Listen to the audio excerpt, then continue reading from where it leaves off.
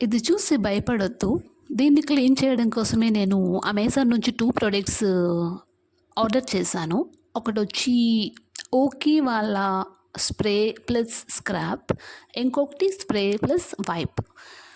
So, ఈ 2 వాడిన తర్వాత నా బాత్రూమ్ గానీ, ట్యాప్స్, ఆల్ ట్యాప్స్, సింక్స్ అన్నీ చాలా క్లీన్‌గా తళతళ మెరిసిపోతున్నాయి. సో, ఇవి ఎలా యూజ్ చేయాలో అంతా దాని వెనుక రాసుంటుంది క్లియర్‌గా. లైక్ ఇవి స్కిన్‌కి కూడా ఏం హాని చెయ్యవండి.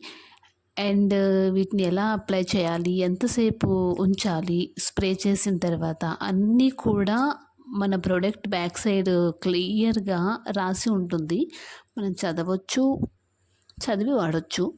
కొంతమంది హ్యాండ్‌కి, స్కిన్‌కి పడదు అనుకుంటే వాళ్ళు సేఫ్టీగా స్కిన్‌కి ఏదైనా కవర్ లాంటిది పెట్టుకొని స్ప్రే చేయొచ్చు వాళ్ళు క్లీన్ చేసేటప్పుడు కూడా.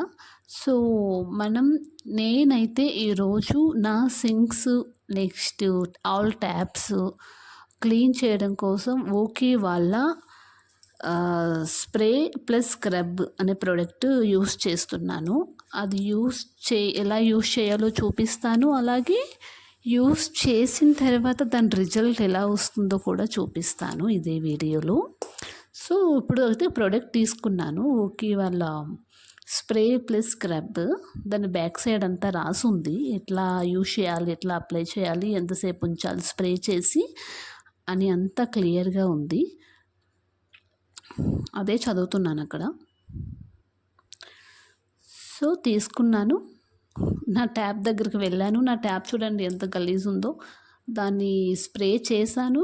ఒక నేనైతే ఒక 1 మినిట్ అయితే ఉంచాను. 1 మినిట్ తర్వాత క్లీన్ చేస్తున్నాను.